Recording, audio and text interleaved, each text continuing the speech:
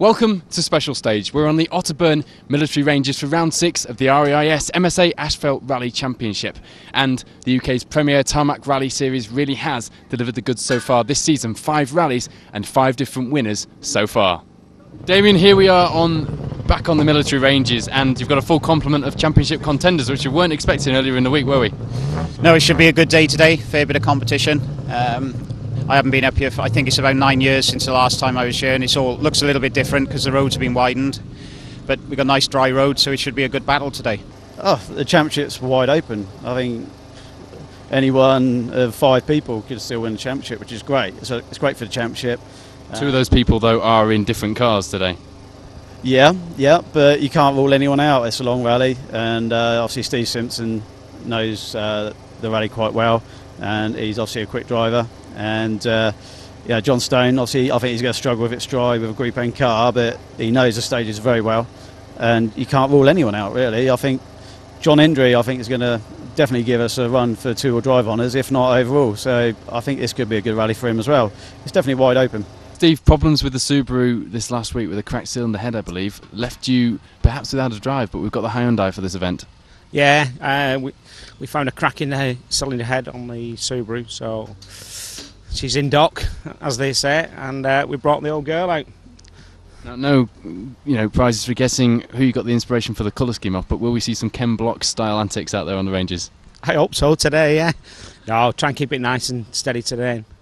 Try and get to a finish. We need some points in this championship, and we're battling against it at the minute, so, but hopefully we'll have a good run, I don't think we'll be on Damien's pace with the car, After Rally of the Midlands and John Stone's fire in a Fabia, we were disappointed to bring you the news that he wouldn't be doing any more rounds. However, John, you found a car.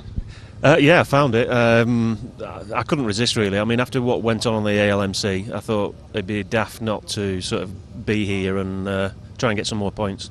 So that's really the case, isn't it? Is it damage limitation for the championship? Yeah, I mean, we've got to score five rounds, haven't we? So if I can get a decent finish here today, and then we'll get this scored back, hopefully for the last round, and we'll just do our best. The inimitable John Hendry. People are touting you for the win here. Yeah, to be honest with you, I was getting myself all excited during the week because the weather reports were going to say dry. There's a lot going to happen on this rally today. 90 miles. We did achieve it in October. As we're standing here, we did this half of the ranges because it was closed for military down at Redesdale. And you look at a video and you convince yourself, but we had one very slow pass of that yesterday, and I'm thinking to myself, it's a silly arrogance to talk about winning, but we're going to go, on the bits we know, fast. On the other bits, 90%. And get to the end of this rally and see where we are. So no, I'm not putting myself up, even though Steve Simpson did try and goad me into a bet for the Mueller entry fee to actually see who would beat each other, because obviously he's lost his S12 comfort blanket this weekend. So but we'll see. I'm really looking forward to the first couple of times. I'm sure you are, and we'll all see. I think there's a lot of people fancy this a little bit. Having Steve just drop back from his S12 possibly closes it up. I reckon there's a good half a dozen guys, but hopefully I'll be one of them. Graham, a return to the REIS MSA Asphalt Rally Championship after your exploits in Europe? That's right, and we've brought the European weather with us. It's looking good. So you're taking credit for the weather. How are you going to go on those ranges?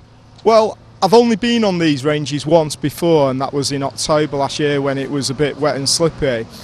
So I've got no idea what's on these ranges, save for the one pass that we did yesterday, so don't know, absolutely no idea how it's going to go. Well, of course, you did make the special stage top 10 most spectacular drivers of this year so far, so you've got a hell of an act to live up to out there. Yeah, so I believe that was very kind of people there to vote for us on that, so yeah, pleased to see that one. Good luck out there. All right, cheers. Right.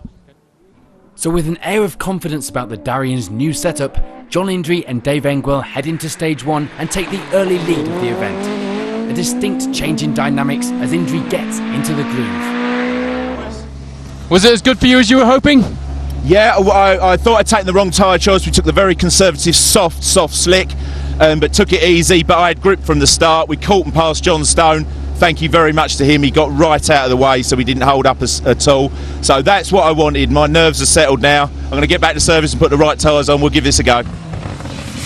A lack of experience on these roads doesn't show in a blistering early performance from Damien Cole and James Morgan as they finished the first stage in second place, 7 seconds down on injuries time in the Ford Focus World Rally car. Keep left of a flat jump, 100 of a flat crest, 60 crest, immediate long right one, 80, right one of a crest, 80, flat left, 40, long flat crest, 140, turn right 5 and turn right 5, and flat crest, 140, flat right, 40, left 2, tightens 3. For last year's winner Simon Major with Brian Cammack on the all-important notes, it will be third place to start the day. But with only 2 seconds to Cole ahead after stage 1, it was looking like the Millington was the engine to have this weekend. Both the Darien and the Escort powered, of course, by a Millington Diamond lump. Simon, number 1 on the door, 1 stage down. How did that go? Yeah, we don't want to stop too long. We've cooked the front brakes, so we lost the brake pedal halfway through. So Right, we'll go back to service. A good run needed this weekend to stay in the title race for Steve Simpson and Patrick Walsh, and 4th place would be a bad start in their older World Rally car. The fans pleased to see the spectacular Hyundai back in action.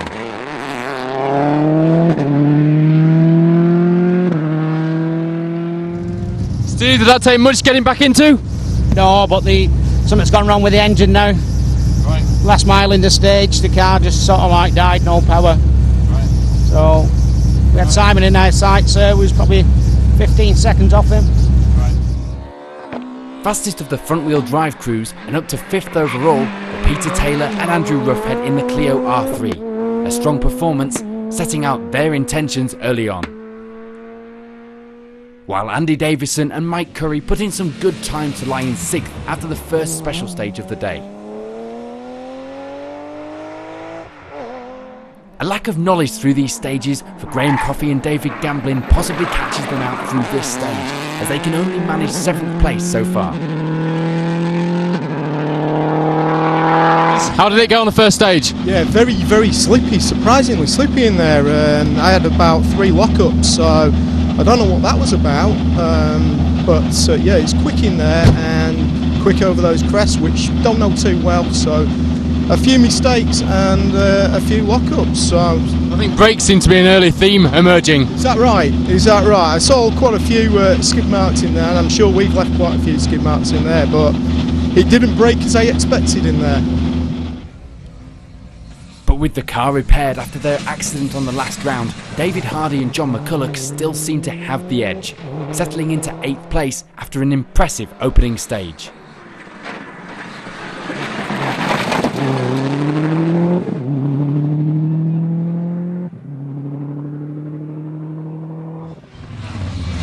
Ninth overall would belong to Mark Borthwick and Ian Wozencroft in the Evo. While Chris and Catherine Singer bring something different to round off the top 10 in the Saxo Super 16. Running on the shoot this week provided some last minute dramas to get the car ready, so the pair will surely be hoping to keep away from the plot lines today. Stage 1 would prove desperately unlucky for John Stone and Lee Carter, out in the Mitsubishi damaged limitation car, but it would all go wrong with turbo failure and an early end to their event. This, of course, a devastating setback to their championship campaign. 5 left, 50, 3 right. John, not the start or the finish. You looking forward to stay at 2, round 6? No, I think somebody's trying to tell us something, Paul. The turbo went sort of 3/4 of the way through the stage, but First stage as well. yeah, first stage. But that's the way it goes sometimes, isn't it? And you just got to pick yourself up and brush yourself down, and away you go. So, what's the plan then? Are we going to see this one back out, or? No, I think we need to get the Skoda back out and hopefully back here in October with the Skoda running car 1, and we'll see what we can do. Stage 1 would see a somewhat more dramatic end for Paul Swift and David Cox in the Escort, clearly pushing hard after his impressive result on the Rally of the Midlands, but maybe a little too hard as the Escort gets rolled into a Group 4 brawl.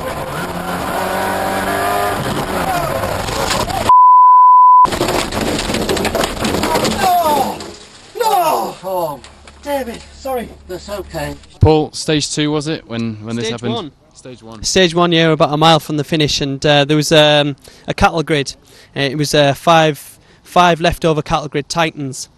So we got across the cattle grid, and the car, obviously, with it being metal, it slides a lot over the cattle grid, and then it tightened slightly after, and I put 2 wheels on the grass and tried to catch it. I'm doing the movements, but try to catch it like that, and actually what happened, we hit something on the inside that was fairly hard on the rear rim, and it flipped us, and we actually went over, rolled right over, and landed. But that's Otterburn, isn't it? Well, if you can't get it back after it goes sideways through a cattle grid, then no one's got any chance. Yeah. So no, I'm very disappointed, obviously, because we've never been to Otterburn before, and I wanted to learn a lot today. But I think you have, to be fair. I've definitely learned a lot. Yes, yeah. Thanks very much, Paul. Now you can learn a lot about body repairs. Yeah. And obviously we've got rallies coming up as well, so we'll have to get a move on. Right, well, sorry to see that, but good luck for getting the car ready again. Thank you. Cheers. So here's how the top 10 looks at the end of stage 1.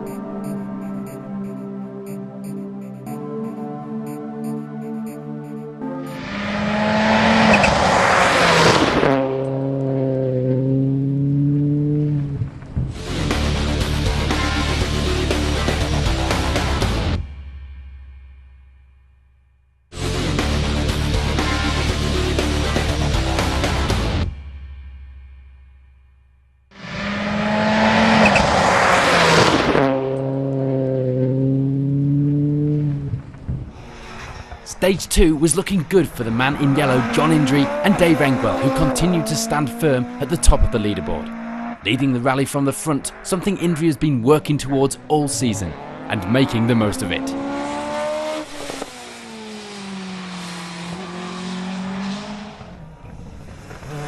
Damien Cole and James Morgan hold their second place, the gap to Indry now down to just 4 seconds.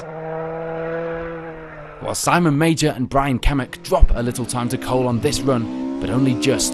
Still only 5 seconds in it after stage 2. Less than 10 seconds separating the top 3 after 2 stages. Improvements for Andy Davison and Mike Curry on the second stage see them jump up into 4th in the BMW. While Steve Simpson and Patrick Walsh drop down a place to 5th. Not the trouble-free run they'd wanted, or needed this weekend. A bit of an improvement now for Graham Coffey and David Gamblin as they move up into 6th, finding the pace in the Subaru. With Peter Taylor and Andrew Ruffhead dropping a place back into 7th, the little Clio being worked hard on these fast stages that demand so much commitment. Mark Borthwick and Ian Wozencroft move up a place into 8th position on the leaderboard. While David Hardy and John McCulloch struggle more in the second stage, dropping a little time and falling back into 9th. And jumping into the top 10 now are James Ford and Neil Coleman in the Impreza. Retirement on the second stage of the event though for Paul Culverwell and Joe Saddington when one of the pistons gives up on the rear-wheel drive 205. A bitter blow followed by a race now to get the car repaired and back on the start line for the next round of the championship.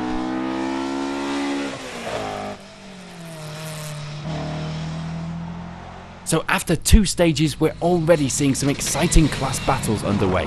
And in N4, it will be the Impreza of 10th place James Ford leading the way as things stand. Richard Clues and Andy Wynn occupy the runner-up spot at this stage in another Impreza. While in Class A6, it will be a good start to the event for Roger Donnan and Kim Baker. A turn in luck since the retirement at the last round in Ireland for the Super 1600 Puma. Phil Bruce and Gav Wright currently in second place in the Peugeot 206, pushing hard with some good stage times to show for it. In Class B10, it will be the Saxo Super 1600 of Chris and Catherine Singer holding the class advantage. While Kev Monaghan and Chris Purvis are close behind in second, trying to chase down the 3rd class win of the season in the Peertech Corsa kit car. Tommy Graham and Mike Bailey look set for a good run over the ranges here at Otterburn. A welcome return to form in what has been an up and down season for the pair, leading Class B11 after the first loop of stages. And a reappearance back into the championship for Jeff Glover and Bob Brown in the rear-wheel drive Astra sets them up in second place so far in Class B11.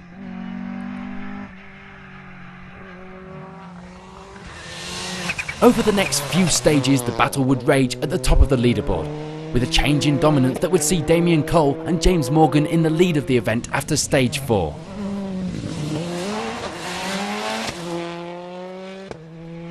But it wasn't a comfortable lead, and nor would it be an easy one to hold on to, as a push from Simon Major and Brian Kamek sees them end this loop on an equal overall time to Cole. The fight was really on, and the next few stages would come down to bravery, skill, and just a little bit of luck. For John Indry and Dave Engwell, it was simply a case of letting the two in front battle amongst themselves, while the Darien pair got to grips with the fine-tuning of the settings on the car. Third overall, a great result to be ending the second loop in, and front row seats for Indry to watch the battle unfold up ahead. 150. 3 left over crest. 400. Go absolute black crest. Post. Post, turn 9 right. For Andy Davison and Mike Curry, it would still be 4th place, going well over the ranges this weekend. And so far, unable to make back any time after the earlier problems, it would still be 5th for Steve Simpson and Patrick Walsh. Still in line for some points, but not the win they needed, or so it looked at this stage.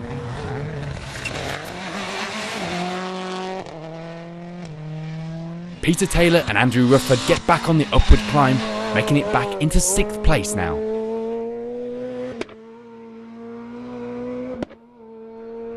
While Mark Borthwick and Ian Wozencroft also move up a place into 7th. David Hardy and John McCulloch jump up 1 place themselves into 8th, the confidence back, and with it the pace in the Subaru. 9th overall for James Ford and Neil Coleman in the Impreza, still running in the top 10 and enjoying a fairly trouble-free run over the ranges. And rounding off the top 10 at this stage are Chris and Catherine Singer in the Saxo Super 1600. This positions theirs despite driving on a puncture for the last 4 miles of the stage. Stage 4 sees Graham Coffey and David Gamblin drop down from the top of the results as they stop to change this puncture. The pressure would be on now to climb back up before the end of the event, the luck not going the way of Team Coffey this weekend. So here's a reminder of the top 10 at this stage in the event.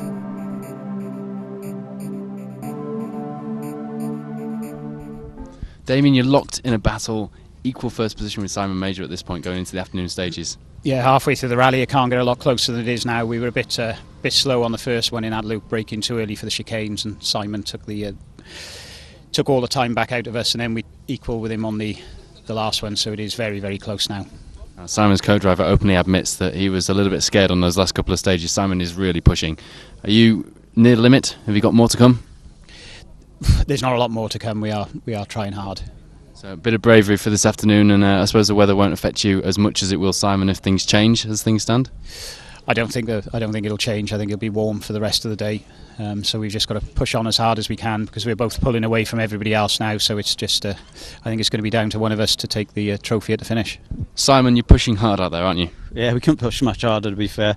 I got really angry with myself. I stalled off a line on the first run through that tricky stage with the bumps.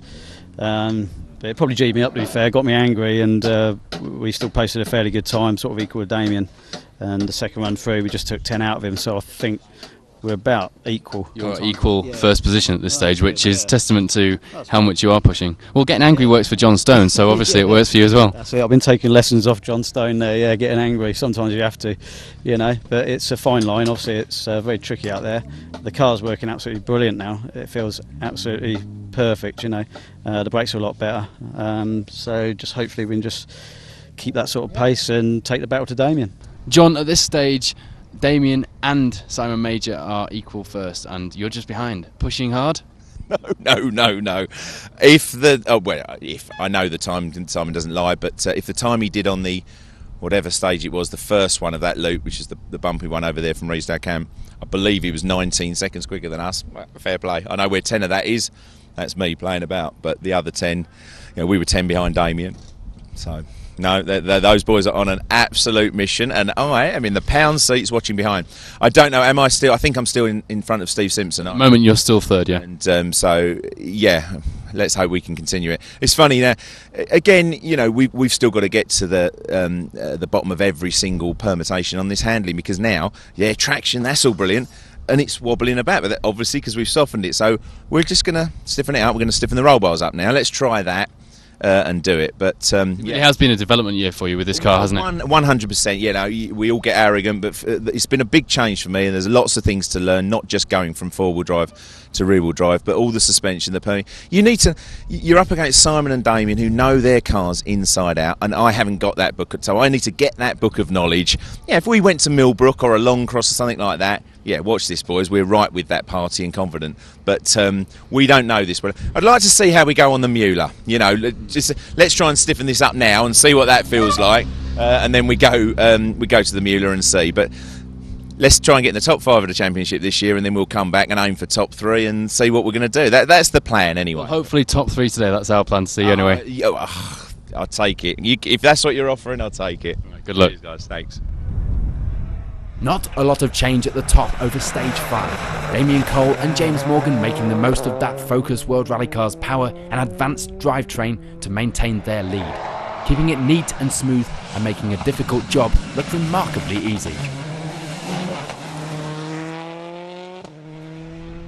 But Simon Major and Brian Cammack were keeping the pressure on, and once again the overall times matched exactly, putting them right up there to take the fight to Cole in the remaining stages.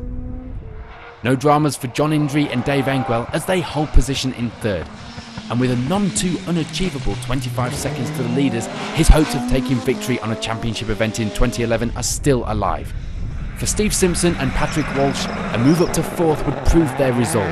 An almost visible 13 seconds behind Indry at this stage, the livery on that Hyundai looks somewhat familiar.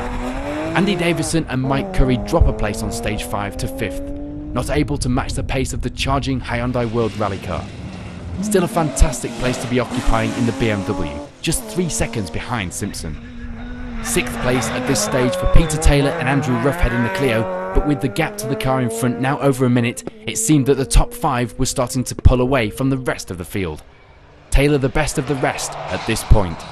David Hardy and John McCulloch moved back up again into 7th place, still on the move and pushing hard.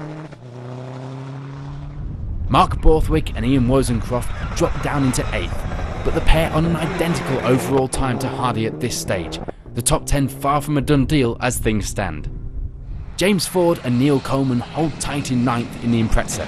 Neat and tidy brings results on fast flowing stages like the ranges here at Otterburn, while Adrian Spencer and Mark Hewitt move up to round off the top 10 leaderboard after 5 stages.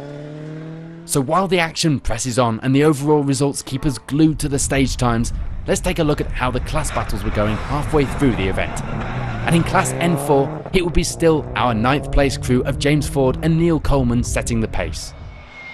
Richard Clues and Andy Wynn continue to hold 2nd position in class in their Impreza.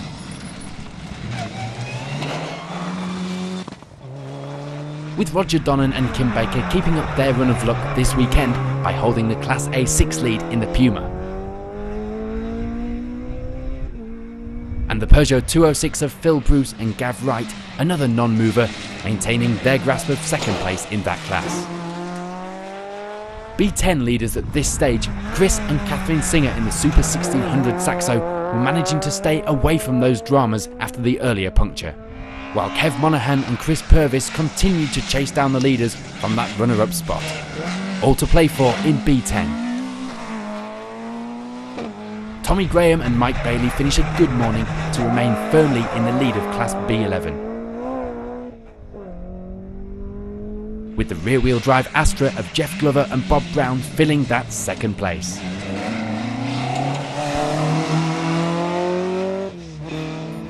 After stage 5, here's how the top 10 looks.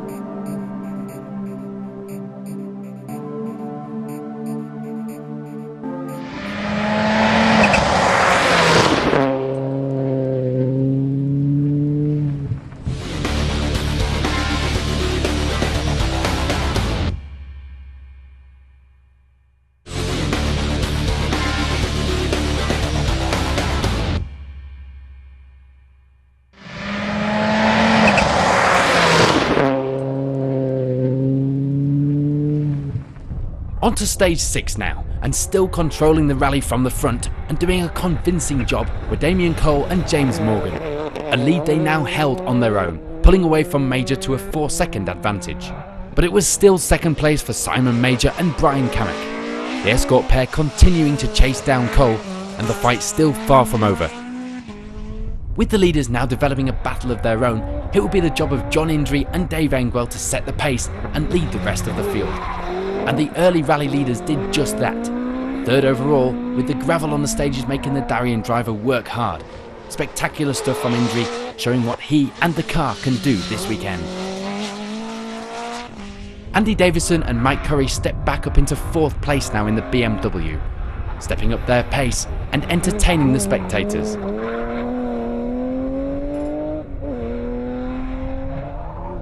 While 5th overall was a strong result so far for Peter Taylor and Andrew Roughhead. Despite struggling with the loose gravel themselves, Taylor resorting to using the road and a little bit more to make it through this corner. No such loss of pace for David Hardy and John McCulloch as they move back up into 6th, flying now along these fast stages. The Scot proving himself a force to be reckoned with so far in the 2011 season. 7th place Mark Borthwick and Ian Wozencroft, another crew getting it crossed up on the gravel, pushing hard and showing their hand here.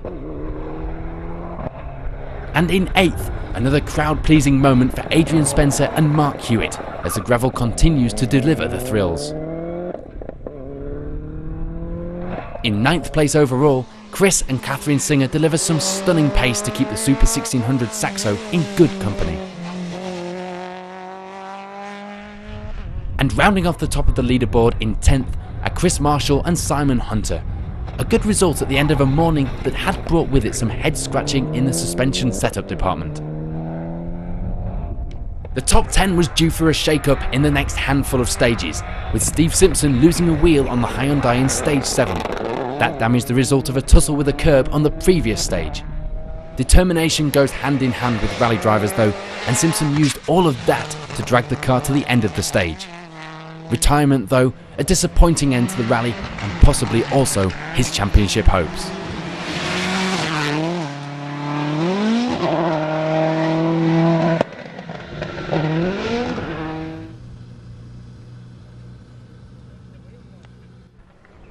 Still leading the event and seemingly not about to back off at all were Damien Cole and James Morgan.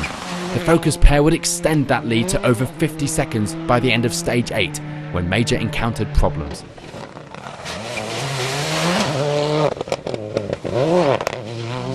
Damien, we can see that Simon's behind you with hazards on. It's good news for you.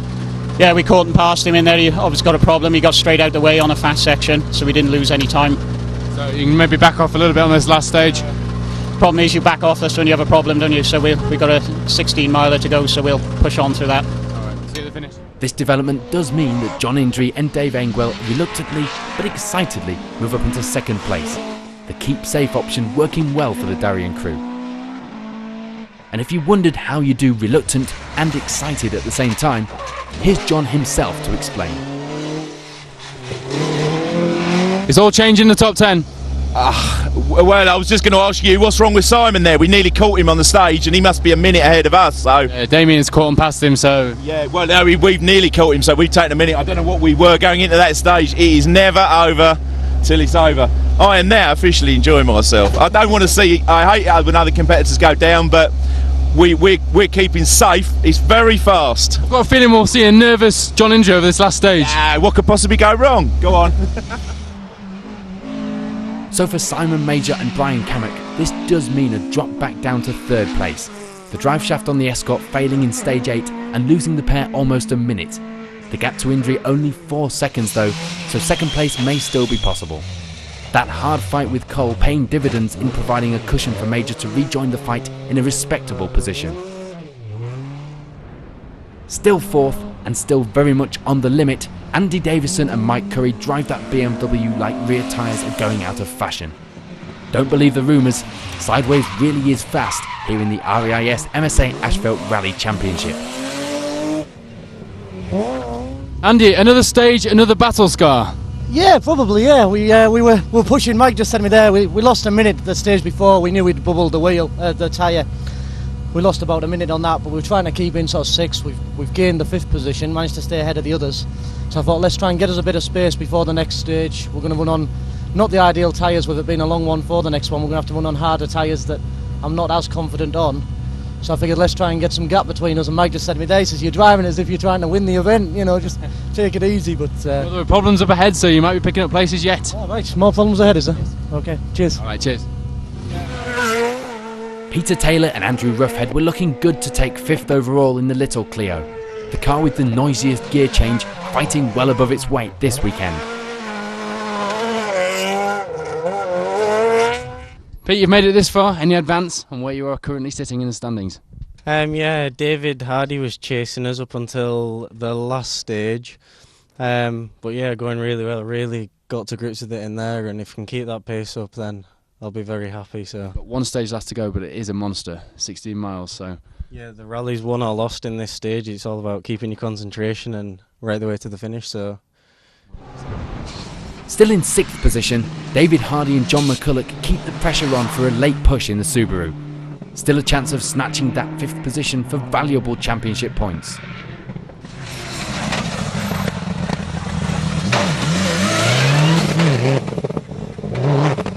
Problems up ahead. Simon's dropped back behind Damien and almost behind John Indry, so there's problems there. Oh well, there's hope for us yet to get some points. Bit of a shake-up at the top. Well, that's right. Simpson went out there before, did he? I think. Yeah. So yeah, it's all to play for. In 7th, Adrian Spencer and Mark Hewitt were trying a little too hard at times to take the result to the wire. These stages not kind on those little moments of concentration loss. The pair gathering it up though to continue their consistent run. How did that stage treat you?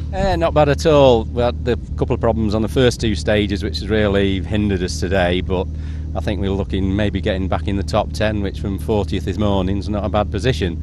So since we've had the car sorted, it's been running well, and the whole field has had the share of problems on this event. I know there seems to be a lot of people off in there, and Steve Sims had a wheel off at the end of here, and a lot of other people. So it's been a tough day. You know, it's hard in the dry because it's very grippy, and you know you're really on it.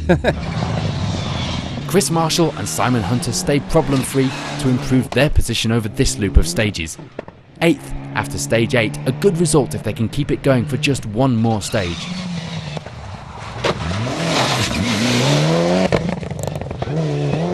One stage left to go, Chris. Yeah, it's fine. How's it going? Yeah, we've altered the suspension. It's driving a lot better, but brakes are a bit iffy now, but we'll live with it till the end now. Right, well, you have given a bit of a hammering today. Yeah, it's hard in all those chicanes, and it's a heavy car, so yeah, but it's going well. Chris and Catherine Singer drop out in this loop, running in 9th place when disaster strikes on stage 8 and they join the Steve Simpson School of Rallying, losing a wheel on the Saxo. The changes in the top 10 mean 9th place Corsa crew Kev Monaghan and Chris Purvis move up into the top 10.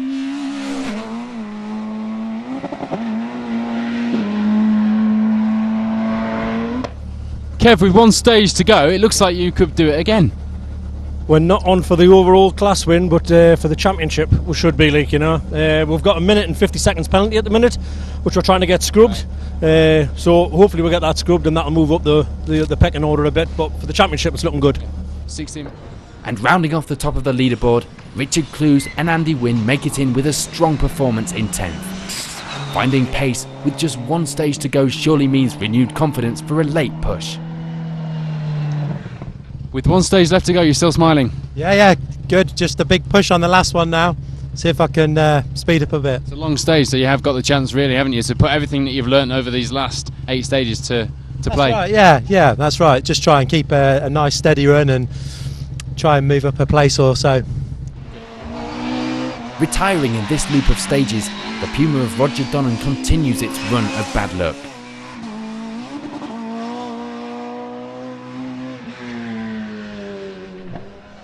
We also lose Mark Borthwick, who retires with an engine misfire after stage 7.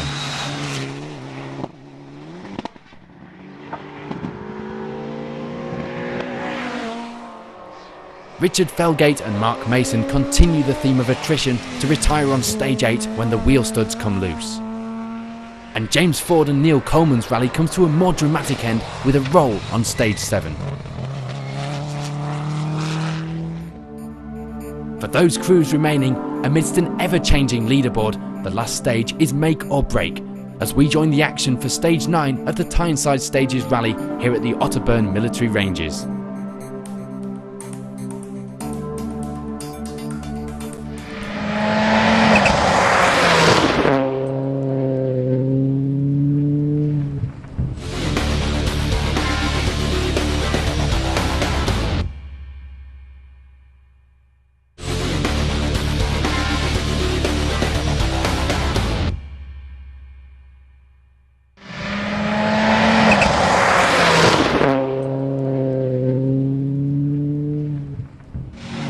First to the class breakdown, and second in class N4 are Christopher Dakin and Daniel McGanity, one of a handful of RAF crews competing in this rally. But first in the class goes to Richard Clues and Andy Wynne after a consistent drive throughout the day. Class A6 winners Phil Bruce and Gav Wright may have benefited from a lack of competition towards the end of the event with the demise of Roger Donnan, but that wouldn't reflect on their stage times, pushing hard to the finish. Class B10 and third place went to Michael and Josh Davison.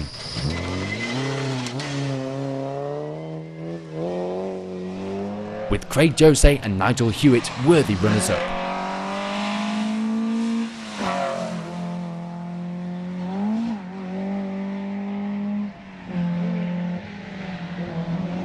And first in the class following the late retirement of Chris Singer's Saxo, Kev Monaghan and Chris Purvis continued their winning streak. 3 class wins in as many events. Some would say it's good luck, others would say it takes more than luck to finish your first 3 rallies in a brand new car, let alone take home the silverware. Class B11 looks like this. Jeff Glover and Bob Brown in second, and first place Tommy Graham and Mike Bailey getting their season back on track with this welcome result.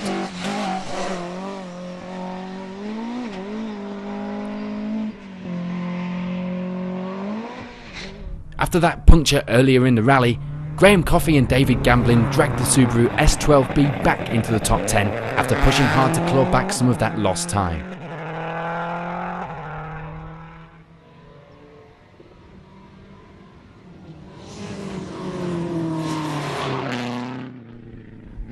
Ninth place Richard Clues and Andy Wynne gain a place over the final stage of the day to end a consistent performance.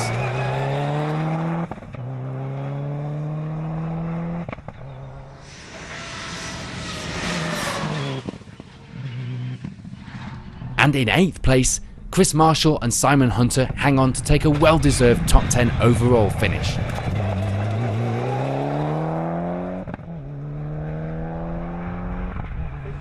Seventh position for Adrian Spencer and Mark Hewitt marks their first top 10 of the year, and they are another crew to be enjoying better luck than we've seen so far this season here on the Otterburn Ranges.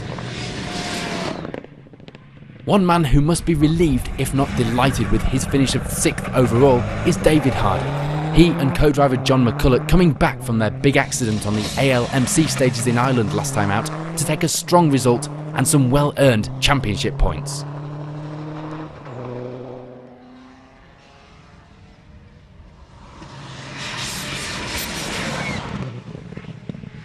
Peter Taylor and Andrew Roughhead in 5th had clearly tried everything in that last stage to improve on their position. The marker tape flapping from the car, a clear indication that at times the Clio was being pushed a bit too hard.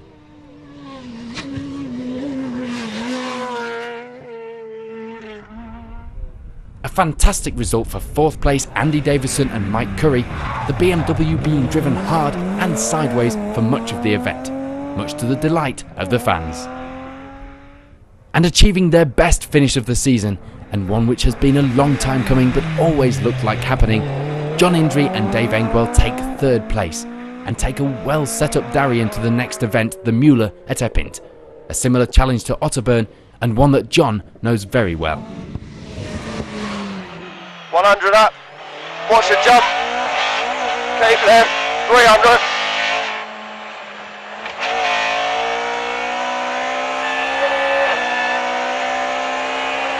That'll do for me. Well done, Sam. Well done. Yeah, good effort. Top job. Top friggin' job.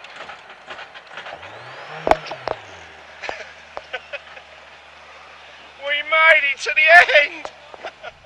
John, what a day for you in this Darien. Yeah, brilliant, absolutely brilliant. Well, you can see we've got, look, I've got no excuses. Well, I've got loads of excuses, obviously, but I'm happy. So yeah, I think we finished third or second. I don't even know where we finished, but we're almost definitely third in the championship. So, and there isn't, apart from that little hay bale at the end there, there's no scratch on the car, which is what we wanted to do. We know exactly what to do with this car now. These guys have driven, Damien and Simon have driven amazingly well. But we'll go back, we'll look at the in-car, get our pace notes set. We won't, not saying we'll beat them, but we'll be right with them next time. That's the way to look at it, and it's turned a corner for us. If you'd have asked me, would you like to finish third behind these guys? 100%, that would have been where, I did it. And, obviously Steve Simpson and John Stone have dropped out, but it's a hard rally. You've got to get to the finish, haven't you? But 3 rounds left. We've got Eppint, another one at Otterburn, and of course Kerwent. All venues which should suit this car very well. Yes, very much so. Well, I'm really interested to see how we go at Epping against Simon, because I'm happy with the setup now, and we know Epping. We don't know this place, so there's a little bit there. Simon's only done it 2 or 3 times, but whatever. He's a little bit more than us. But I'm looking forward to that. I don't know. Kerwent. Yeah, we've won there this year. We did a practice rally, but. It's very gravelly in the 4-wheel drive cars, but hey, whatever, we'll see. I'm playing with Simon. To be honest, these guys, if I could come third in this, I'd be the happiest man. I mean, what's Steve Simpson going to do now? 3 rallies running, he's told me if he doesn't get a result, he's definitely not doing any more rounds. So we must be getting near to the point where that's actually true. I'm sure he's just winding you up. For now, enjoy this one. Well done. I will do. Thank you, guys. See you on the next one. After those driveshaft problems towards the end of the event, to see this Mark II Escort in second is a credit to the massive push on the last stage by Simon Major and Brian Kamek. Huge air over the jump to finish what has been a tough but fruitful finish to the rally. Simon, after a really intense battle with Damien, to have that near disappointment at the end, it must be relief to be here. Yeah, relief on one hand, disappointed on the other. Obviously, we had a dry shaft break there on the second to last stage halfway through, so we had to crawl to the end of the stage. And then it was just a race against time for the service crew to get us out again, so we could finish the last stage. But that really could have gone either way, couldn't it? It was a really close call. She just done it by the skin of our teeth, I think. So I have to say a massive thanks to the service crew and the guys from Fostech, because they worked wonders to get the car out there. Absolutely brilliant. Well done on what is a good result, considering you are still in the fight for the championship. Yeah, I mean, it's a shame. Obviously, we were having a fantastic battle with Damien and James there, and full credit to them. They deserve the win. We were both pushing absolutely to the limit out there. I can't remember how many near misses I had on a rally, but it was great. That's what rallying's all about. It's about having a good battle, and I love it when it's like that. And it would have been nice to go down to the last stage, but it weren't to be this time. Just after the category. But in the form of his career and maintaining his composure under pressure throughout the rally, first place goes to Damien Cole, with James Morgan co-driving as the Ford drivers' title defence looks increasingly likely. Damien taking victory by 34 seconds.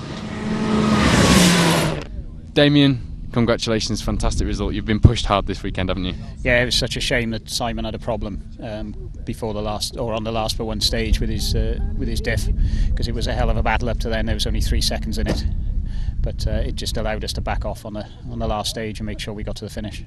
Now you both pushing each other so hard, and you don't know these ranges that well, do you, Damien? No, I think it's 9 years since I've been here last, so it was a bit of a learning process today. We had a few scary moments, but feel a bit more comfortable on Eppint. Well, this in itself as a result is great for the championship, but next we go back to Eppint, and you do know Eppint a bit better than Otterburn. Yeah, it'd be good now. We can both try and win with James. We can both try and win the championship on the Mueller. It's a big push coming up. Yeah. But for now you can enjoy this. Yeah, it's been a good day today. Well done. Cheers, thank you. Damien Cole then takes victory on the Tyneside Stages Rally and takes himself one step closer to back-to-back championship success this year. Relief for Simon Major and elation in equal measure for John Indry at the end of what has been a very eventful rally. Next up is to Eppint for the Mueller Stages Rally, and we will be there to catch all the action. For now, it's goodbye from myself and the rest of the Special Stage team. Thank you for watching.